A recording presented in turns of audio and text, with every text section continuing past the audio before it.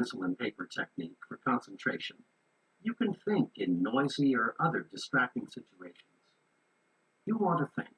Start writing or doodling or diagramming. It's an excellent way to move your spirit. Now is the magic word of success. Tomorrow, next week, later, sometime, someday, often as not are synonyms for the failure word never. So good dreams never come true because we say, I'll start someday, when we should say, I'll start now, right now. One example, saving money. About everybody agrees that saving money is a good idea.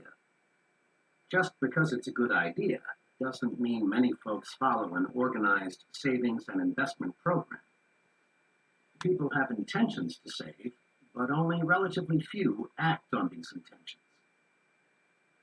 That's how one young couple got into gear with a regular wealth accumulation program. Bill's take-home income was $1,000 a month, but he and his wife Janet spent $1,000 each month too. Both wanted to save, but there were always reasons why they felt they couldn't begin. For years, they had promised themselves, we'll start when we get a raise, when we've caught up with our installments, when we're over the hump, next month, next year. Finally, Janet got disgusted with their failure to save. She said to Bill, look, do we want to save or don't we? He replied, of course we do. But you know as well as I, we can't put aside anything now. But for once, Janet was in a do-or-die mood. We've been telling ourselves for years we're going to start a savings program. We don't save because we think we can't. Now let's start thinking we can. I saw an ad today that shows if we'd save just $100 a month, in 15 years, we'd have $18,000 plus $6,600 accumulated interest. The ad also said it's easier to spend what's left over after savings than it is to save what's left over after spending. If you're game, let's start with 10% of your pay and let's save off the top. We may eat crackers and milk before the month's up, but if we have to, we will. Bill and Janet were cramped for a few months, but soon they were adjusted to their new budget. Now they feel it's just as much fun to spend money on savings as it is to spend it on something else. Want to write a note to a friend? Do it now. Got an idea you think would help your business? Present it now. Live the advice of Benjamin Franklin. Don't put off until tomorrow what you can do today.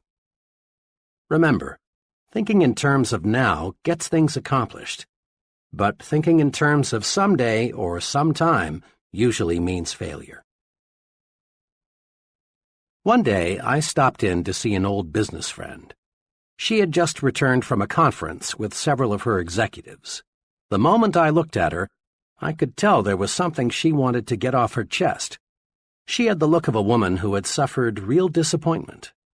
You know, she said, I called that conference this morning because I wanted some help on a proposed policy change. But what kind of help did I get? I had 6 men in there, and only one of them had anything to contribute. 2 others talked, but what they said was just an echo of what I had said. It was like talking with a bunch of vegetables. I confess it's hard for me to find out what those fellows think. Really, she went on, you'd think those fellows would speak up and let me know what they think. After all, it directly affects each of them. My friend didn't get help in the conference, but had you roamed the hall after the meeting broke up, you'd have heard her junior associates making remarks like, I felt like saying, why didn't someone suggest, I don't think, we ought to go ahead. So, often the vegetables, those who have nothing to say in the conference room, are full of talk after the meeting, when what they've got to say won't make any difference. They're suddenly full of life when it's too late. Business executives want comment. The fellow who hides his light under a bushel hurts himself. Get the speak-up habit. Each time you speak up, you strengthen yourself. Come forward with your constructive ideas. We all know how many college students prepare their assignments. With fine intentions, Joe College sets aside a whole evening for some concentrated study. Here is a general pattern of how, too often, the evening is spent. Joe's ready to begin studying at 7 p.m., but his dinner seems just a bit heavy, so he decides to get in a little TV. A little turns out to be an hour's worth, since the program was pretty good. At 8 p.m., he sits down at his desk, but gets right back up because he just remembered he promised to call his girl. This shoots another 40 minutes. He hadn't talked to her all day. An incoming call takes another 20 minutes. On his way back to his desk, Joe is drawn into a ping-pong game. Another hour gone. The ping-pong makes him feel sweaty, so he takes a shower. Next, he needs a snack. The combined effect of the ping-pong and the shower have made him hungry. And so the evening planned with good intentions drifts away. Finally, at 1 a.m., he opens the book, but he's too sleepy to absorb the subject. Finally, he surrenders completely. Next morning, he tells the professor, "I hope you give me a break. I studied till 2 a.m. for this exam." Joe College didn't get into action because he spent too much time getting ready to get into action. And Joe College isn't alone in being a victim of overpreparedness. Joe Salesman, Joe Executive, Joe Professional Worker, Josephine Housewife. They all often try to build strength and get ready with office chats, coffee breaks, sharpening pencils, reading, personal business, getting the desk cleared off, TV, and dozens of other little escape devices. But there's a way to break this habit. Tell yourself, "I'm in condition right now to begin. I can't gain a thing by putting it off. I'll use the get ready time and energy to get going instead." What we want more than anything else in our business, an executive in a machine tool company said in an address to a group of sales executives, is more people who get sound ideas and then push them through. There's not one job in our production and marketing setup that can't be done better, a lot better. I don't want to infer that we're not doing a good job now. We are. But like all progressive companies, we need new products, new markets, new and more efficient ways of doing things. We depend on people with initiative. They're the ball carriers on our team. Initiative is a special kind of action. It's doing something worthwhile without being told to do it. The person with initiative has a standing invitation to join the high-income brackets in every business and profession. The director of marketing research in a medium-sized drug manufacturing firm told me how he got to be a director of marketing research. It's a good lesson in the power of initiative. 5 years ago, I got an idea, he told me. I was working then as a sort of missionary salesman, calling on wholesalers. I discovered that one thing we lacked was facts about the consumers we wanted to buy our drug line. I talked about the need for market research to everyone here. At first I got only deaf ears because management couldn't see the need for it. I was pretty much obsessed with the idea of marketing research in our company, so I sort of took the bull by the horns. I asked and got permission to prepare a monthly report on facts of drug marketing. I collected information from every source I could find. I kept on with this, and pretty soon management and the other salesmen found themselves really interested in what I was doing. Just 1 year after I started crusading for research, I was relieved of my regular duties and asked to concentrate on developing my ideas. The rest, he continued, was just natural development.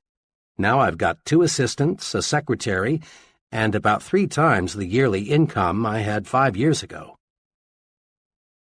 Here are 2 special exercises for developing the initiative habit. 1. Be a crusader. When you see something that you believe ought to be done, pick up the ball and run. A new subdivision not far from where I live was about 2/3 built when expansion came almost to a standstill.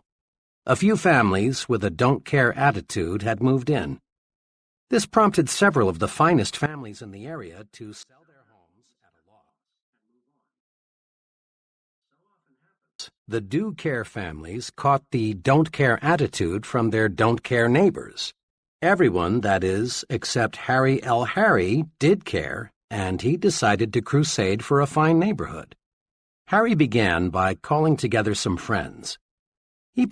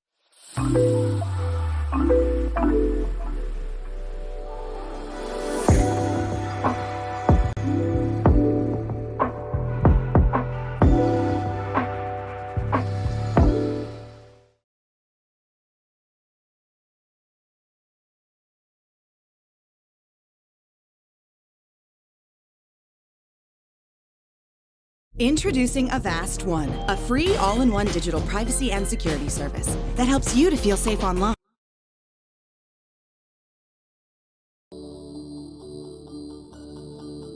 Yeah.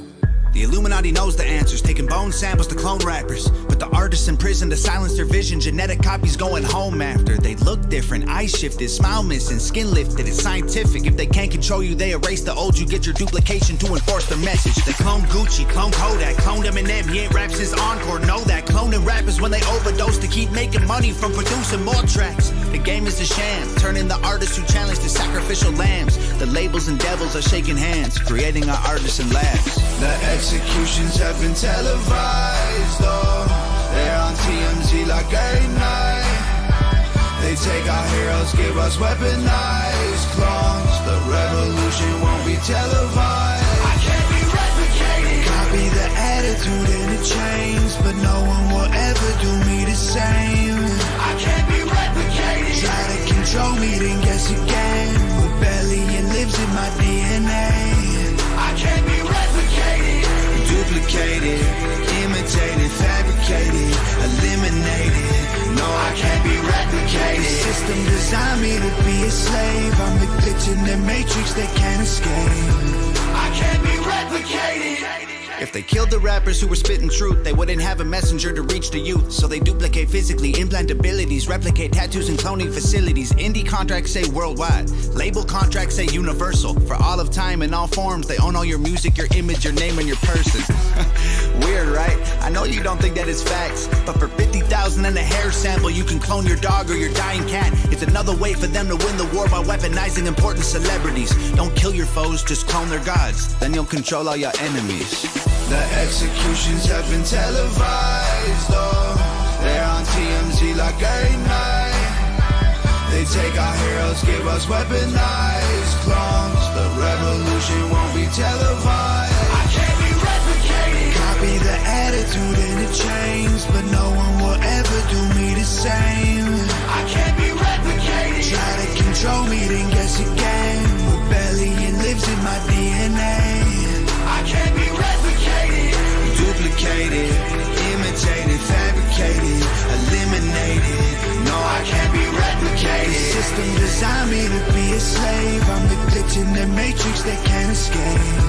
I can't be replicated. You can see the difference in their face now. Casualties of money and the fame, posing for the cameras with that fake smile.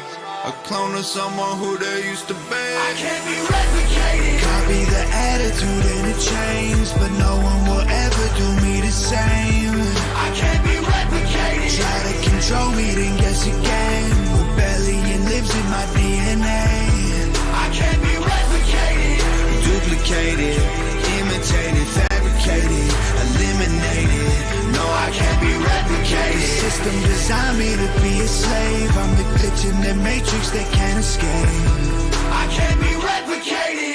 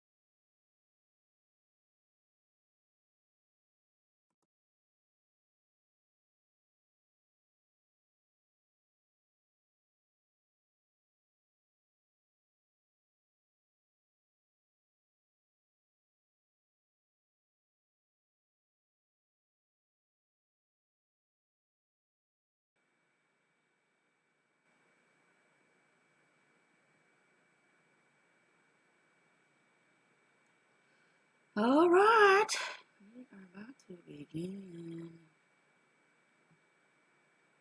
Yes, chapter 3. Good morning, everybody. How is we doing this morning? Yes. We're about to get ready to start this reading so we can get with our day. Chapter 3, what is success? Make sure I got the volume up because I remember one time I did that and there was no volume. Turn up the volume. Yep, we got everything going here. So we about to begin. Oh Lord, here we go.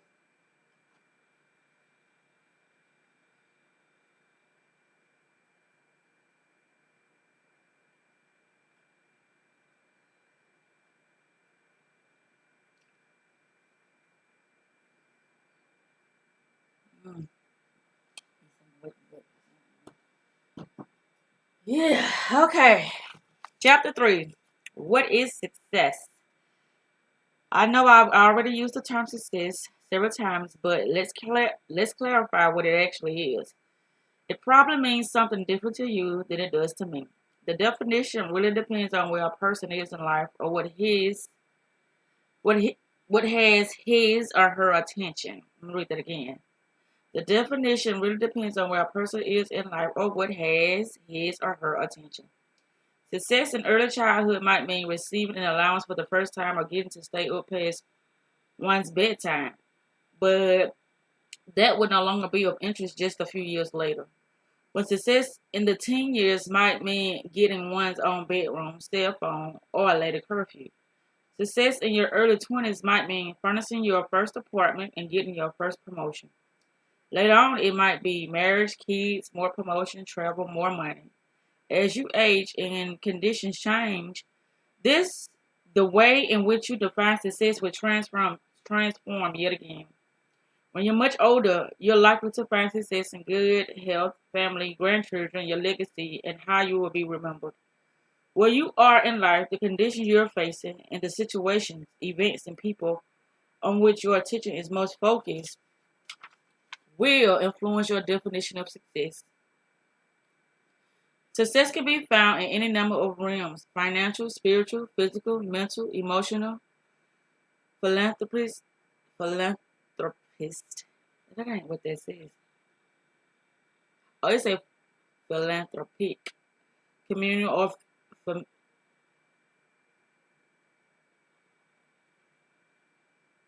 however, wherever you find it, the most critical thing to know about success in order to have it and keep it are the following.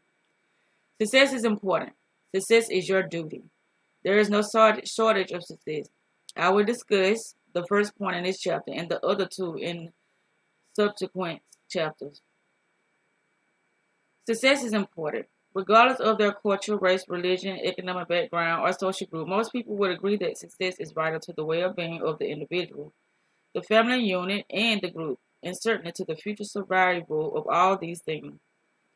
Success provides confidence, security, a sense of comfort, the ability to contribute at a greater level, and hope, and leadership for others in terms of what is possible.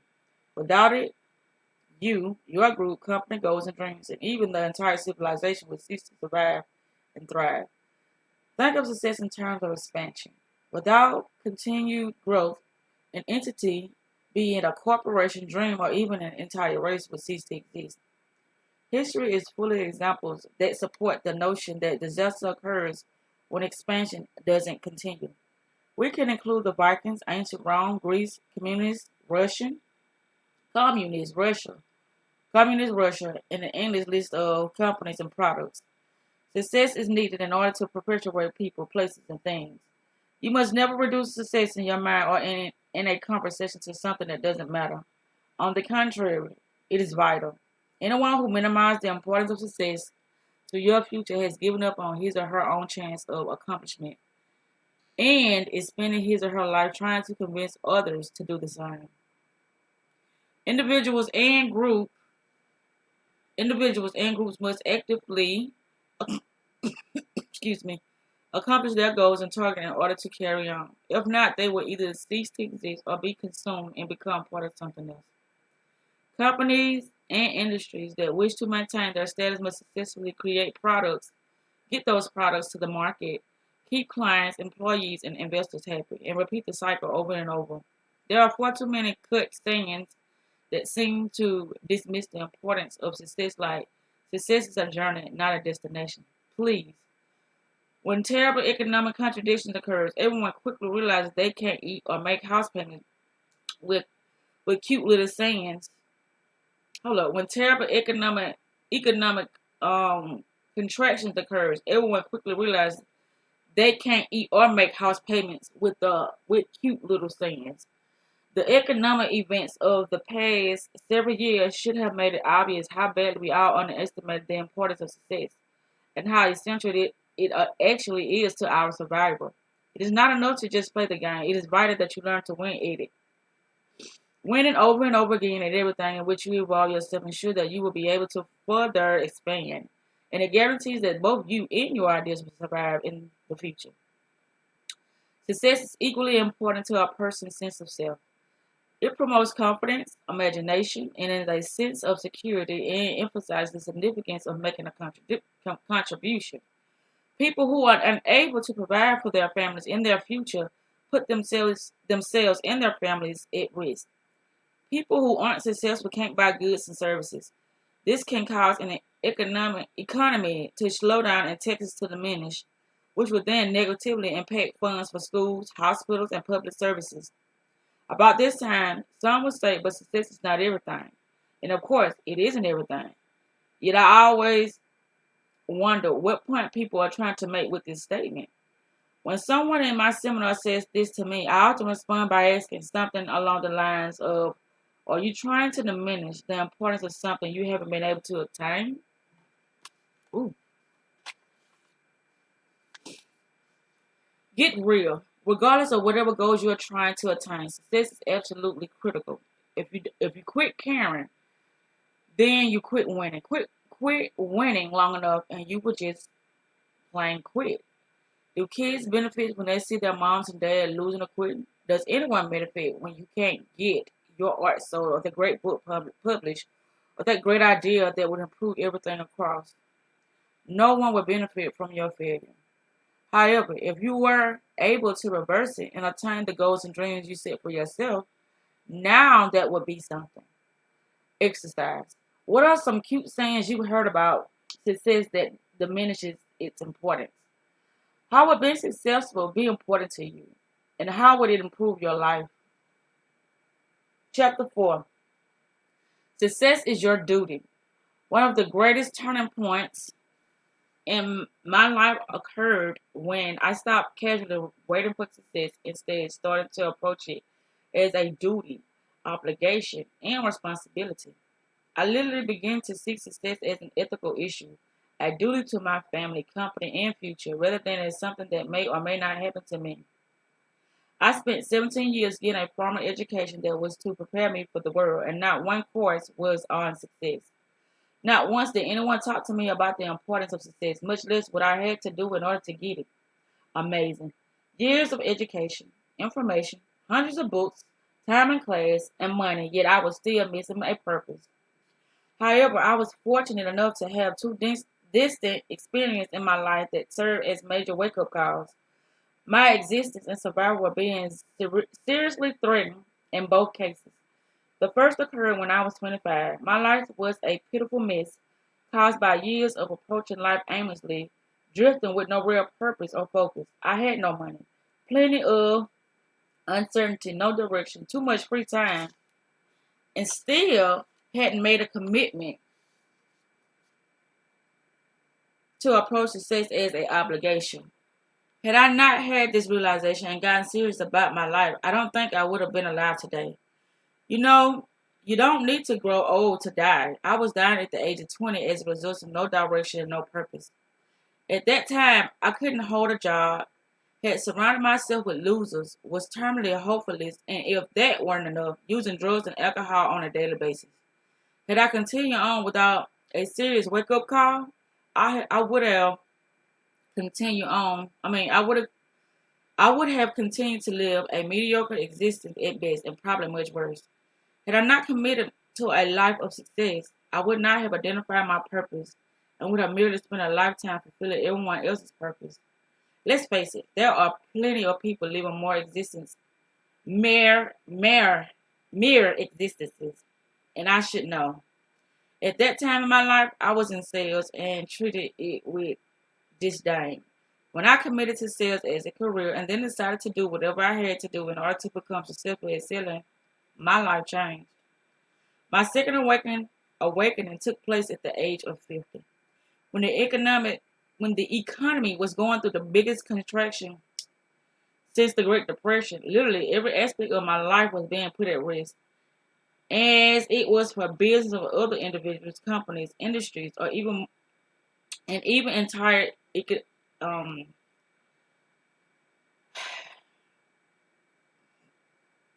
excuse me, economies. It became evident almost overnight that my company was not powerful enough in its sector, and its future was now in jeopardy. Additionally, my financial well-being was being put in jeopardy. What others thought was tremendous financial wealth was now in danger as well. I remember turning on the TV one day and hearing reports about how unemployment numbers were increasing, wealth was being destroyed due to stock market and housing correction, homes were being foreclosed on, banks were shutting down, and companies were being bailed out by the government.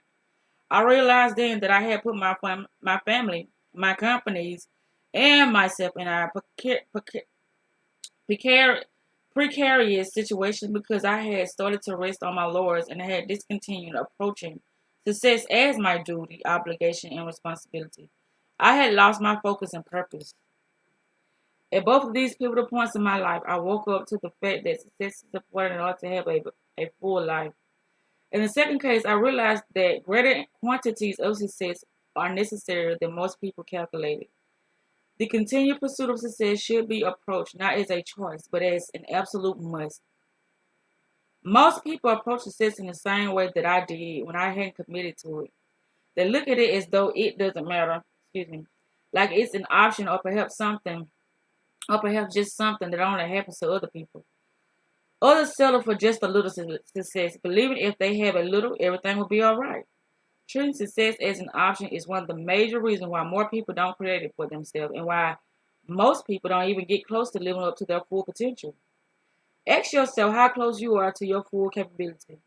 You might not like the answer very much. If you don't consider it your duty to live up to your potential, then you simply won't. If it doesn't become an ethical issue for you, then you won't feel obligated and driven to fulfill your capacity.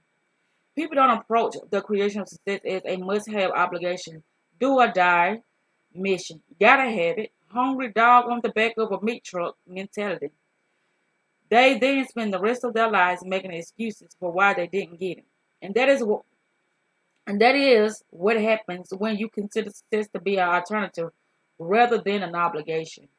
In my home, we consider success to be vital to our family's future survival. My wife and I are on the same page with this. We meet often to talk about why it's important and determine exactly what we have to do to keep secondary issues out of the way. I don't just mean success in monetary terms, but in every area. Our marriage, health, religion, contributions to the community and future, even long after we are gone. You have to approach the notion of success the way good parents approach their duty to their children. It's an honor, an obligation, and a priority. Good parents will do whatever it takes to take care of their children. They will get up in the middle of the night to feed their baby, work as hard as they have to in order to clothe and feed their children, fight for them, even put their lives at risk to protect them. This is the same way you must envision success. Quit lying to yourself. It is fairly common for people who don't get what they want to provide justifications and even lie to themselves by minimizing how valuable success is to them. It is easy to spot this trend in our society today within an entire demographic and population segment. You can read it in books, hear it in church, and see it promoted in schools. For example, children who can't get what they want will fight for a little while, cry for a bit, and then convince themselves that they never wanted it in the first place. It is entirely okay to admit that you wanted something that didn't come to fruition. In fact, this is the only thing that will help you eventually reach that goal, despite the obstacles you encounter along the way. Even the most fortunate and well-connected people among us must do something to put themselves in the right place at the right time, in front of the right people. As I mentioned at the end of a previous chapter, luck is just one of the byproducts of those who take the most action. The reason why successful people seem lucky is because success naturally allows for more success. People create magical momentum by reaching their goals, which compels them to set and eventually reach even loftier goals. Unless you are privy to the action, you don't see or hear about the number of times the successful went for it and failed. After all, the world pays attention only when they're winning.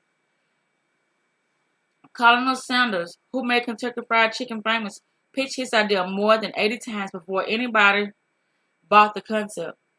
It took Stallone only 3 days to write the script for Rocky, and the movie grossed $2 million. But when he wrote it, he had no money to his name. He couldn't afford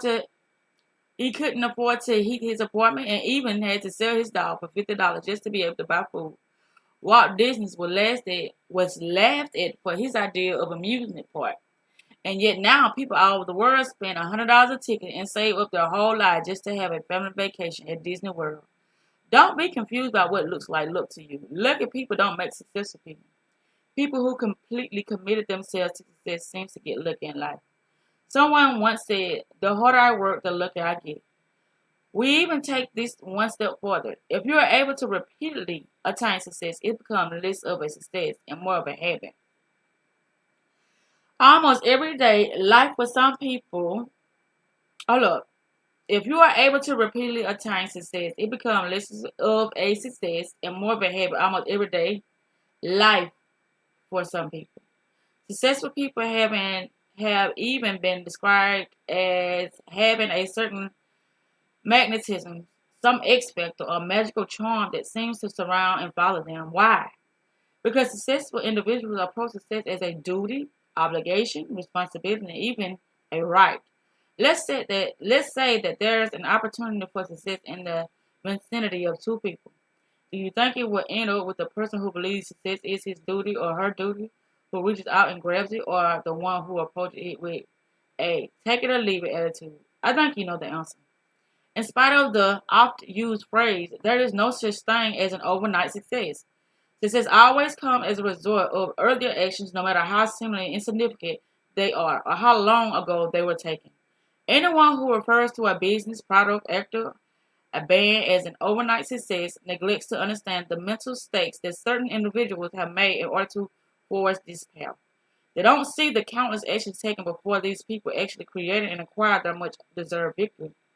Success comes about as a result of mental and spiritual claims to own it, followed by taking necessary actions over time until it is acquired. If you approach it with any less gusto than your ethical and moral duty, obligation, and responsibility to your family, your company, and your future, you will most likely not create it and have even more difficulty keeping it. I guarantee that when you, your family, and your company begin to consider success to be a responsibility and an ethical issue, then everything else will immediately start to shift.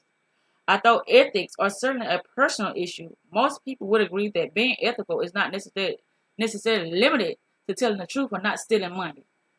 Our definition of ethics can certainly be expanded from that, perhaps even to exclude the notion that we are required to live up to the potential with which we have been blessed. I even suggest that failing to insist upon abundant amounts of success is somewhat unethical, to the degree that electing to do our personal best each and every day is ethical. Then failing to do so is a violation of ethics. You must constantly demand success as your duty, obligation, and responsibility. I am going to show you how to guarantee that this happens in any business or industry at any time, despite our obstacles, and in whatever volumes you desire. I'm going to read that again. I'm going to show you how to guarantee that this happens in any business or industry at any time, despite our obstacles, and whatever volumes you desire. Success must be approached from an ethical viewpoint. Success is your duty, obligation, and responsibility. Here goes an exercise. Success should be approached as your blank, blank, blank. Write in your own words how success is your duty, obligation, and responsibility. Write 2 examples of how you lie to yourself about success. What are 2 things that are important to know about success? The end. I'm not sure when I'll be doing chapter 5, but I will let y'all know. And this is the end of this reading. See y'all next time. This didn't even last long.